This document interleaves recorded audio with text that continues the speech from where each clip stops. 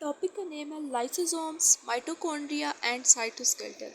सबसे पहले lysosome, first isolated by de Duve. जो सबसे पहला साइंटिस्ट था जिसने इसको स्टडी की था वो था डीडीयू। ये lysosomes means splitting. Splitting means तोड़ना। सोम बॉडी, किसी भी बॉडी को तोड़ना। किसी भी सेल के अंदर जो स्प्लिट करने वाली ऑर्गेनेली होती है, किसी चीज़ को तोड़ने वाली ऑर्गेनेली होती है, वो लाइसोसोम्स होती है। लाइसोसोम्स एक यूकैरियोटिक ऑर्गेनेली है। ये एक सिंगल मेम्ब्रेन बाउंडेड ऑर्गेनेली है। Lysosomes are membrane-bound organelles found in animal cells, protists, and some plant cells. They are not found in prokaryotes or archaea as they are membrane-bound organelles. Second point है इसका, most अबर्डेंट इन phagocytic cells, जो phagocytosis कराते हैं, इनमें बहुत ये अबर्डेंट होती है। अब उसमें क्यों अबर्डेंट होती है लाइसोसोम्स में? क्योंकि ये कंटेन करती है कुछ एसिड फॉस्फेट्स को and several types of hydrolysis enzyme.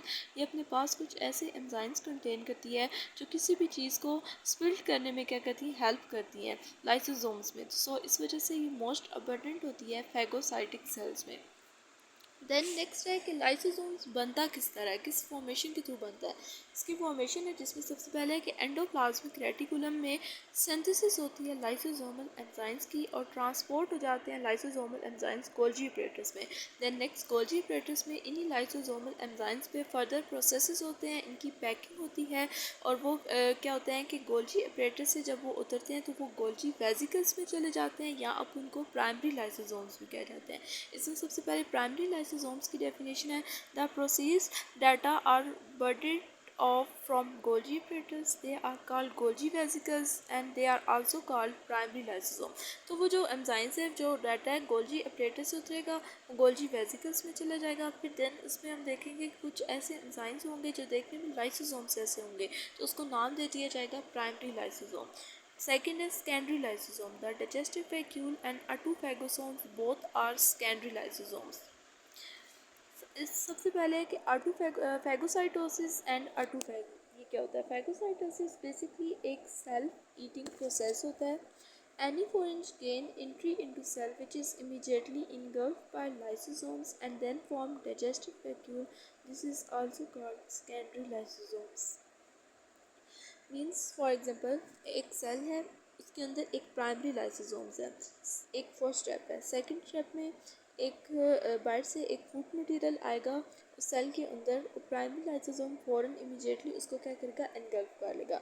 Third step में जब उसको ब्रेक डाउन करके अपने में डिजेस्ट कर लेगा तो एक स्ट्रक्चर बन जाएगा जिसको हम कहेंगे डाइजेस्टिव वैक्यूल, इसको हम सेकेंडरी लाइसोसोम्स कहें। तो बेसिकली बाहर से किसी चीज़ का फूड का आना प्राइमरी लाइसोसोम्स के अंदर, ये एक सेल्फ ईटिंग प्रोसेस है। सेल के अंदर आना और आगे प्राइमरी लाइसोसोम्स का इसको एनगल्फ करके ब्रेक डाउन करके डाइजेस्ट करके खा लेना, बेसिकली एक सेल्फ ईटिंग प्रोसेस है। नेक्स्ट है ऑटोफैगी। ये एक सेल्फ ईटिंग प्रोसेस है। Sometimes lysosomes eat their part of the cell during starvation and then form autophagosome. This is called secondary lysosome. Basically कभी कभार जो लाइसोसोम्स होते हैं वो अपने ही सेल्स के पार्ट को खाना शुरू हो जाते हैं ड्यूरिंग स्टार्वेशन। जब कहत सारी होती है, जब फूड की कमी आती है, तो एनर्जी लेने के लिए वो अपने ही सेल्स के पार्ट को खाना शुरू हो जाते हैं। तो उस फॉर्म में एक स्ट्रक्चर बन जाता है autophagosomes. This is called secondary lysosomes. इसको सेकेंडरी लाइसोसोम्स भी कहा जाता है। तो सेकेंडरी लाइसोसोम्स क्या था? The digestive vacuole and autophagosomes both are secondary lysosome. Digestive vacuole वो जो फागोसाइटोसिस में सेल्फ ईटिंग प्रोसेस के थ्रू बनता है, जो बाहर से जिसमें एक फूड का मटेरियल आता है जिसको प्राइमरी लाइसोसोम्स एनगल्फ करके ब्रेक डाउन करके डाइजेस्ट कर लेता है, जिसके नीचे में एक डाइजेस्टिव वैक्यूल बनता है जिसको सेकेंडरी लाइसोसोम्स भी कहा जाता है। जबकि ऑटोफैगोसोम्स एक ऐसा स्ट्रक्चर है जो ऑटोफैगी में एक सेल्फ ईटिंग प्रोसेस के थ्रू बनता है, जिसमें लाइसोसोम जब स्टार्वेशन को आती है तो उसे ज़रूरत पड़ने वक्त एनर्जी लेने के लिए वो अपने ही सेल के पार्ट खा लेता है, तो उसकी फॉर्म में एक स्ट्रक्चर बनता है जिसको कहते हैं ऑटोफैगोसोम। इसको सेकेंडरी लाइसोसोम्स कहते हैं। ये दोनों डाइजेस्टिव वैक्यूल और ऑटोफैगोसोम दोनों मिलकर बनाते हैं सेकेंडरी लाइसोसोम्स को। नेक्स्ट है इसके लाइसोसोम्स के functions. It involves in digestion of old and worn out part of cells. Cells के जितने भी पुराने और ख़राब स्ट्रक्चर्स होते हैं उनको डाइजेस्ट करता है कौन? उनकी डाइजेशन करता है lysosomes. It involves in degeneration of cells during developmental process.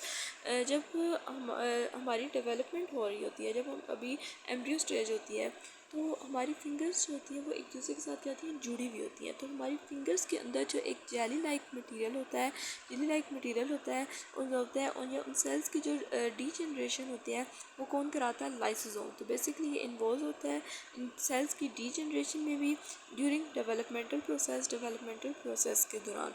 It involve in recycling और renew of cellular material. Cell के अंदर जितना भी सेलुलर मटेरियल होता है उसकी रिसाइकलिंग और रिन्यू कराने में भी इन्वॉल्व होता है, के काम में भी इन्वॉल्व होता है lysosomes. It involves in extra cellular digestion. Cell से बाहर जितनी भी एक्स्ट्रा सेलुलर डाइजेशन होती है उसके अंदर भी लाइसोसोम्स इन्वॉल्व होता है। उसके बाद नेक्स्ट टॉपिक है हमारा माइटोकॉन्ड्रिया। माइटोकॉन्ड्रिया, जैसे कि आप जानते हैं कि mitochondria is the power house of cells. तो माइटोकॉन्ड्रिया एक ठीक है जो होता है सेल्स का एक पावर हाउस होता है, क्योंकि यहाँ पे एटीपी बनती है। Mitochondria are double membrane bound organelle that are spherical to elongated in shape। ये एक डबल मेम्ब्रेन बाउंड ऑर्गेनेली होती है, स्पेरिकल इलोंगेट इसकी शेप होती है। ये एक यूकैरियोटिक ऑर्गेनेली भी होती है, ये सेल्फ रिप्लिकेट होती है, इसको सेल्फ रिप्लिकेटिंग ऑर्गेनेली भी कहा जाता है। They are also called power house. इसके अंदर पावर हाउस भी पाया जाता है। क्यों, इसका रीज़न क्या है कि ये it is manufactured and uh supply of energy to the cell. की मैन्युफैक्चर होता है और एनर्जी सप्लाई करता है सेल को, इस वजह से इसको कहा जाता है power house of the cell भी कहा जाता है। उसके बाद है the inner membrane folds and doubles in on its cells to form incomplete partitions called cristae. जो ठीक है इनर मेम्ब्रेन में ठीक है जो होती है वो प्रेजेंट होती है इन फोल्डिंग फॉर्म में, जो क्रिस्टी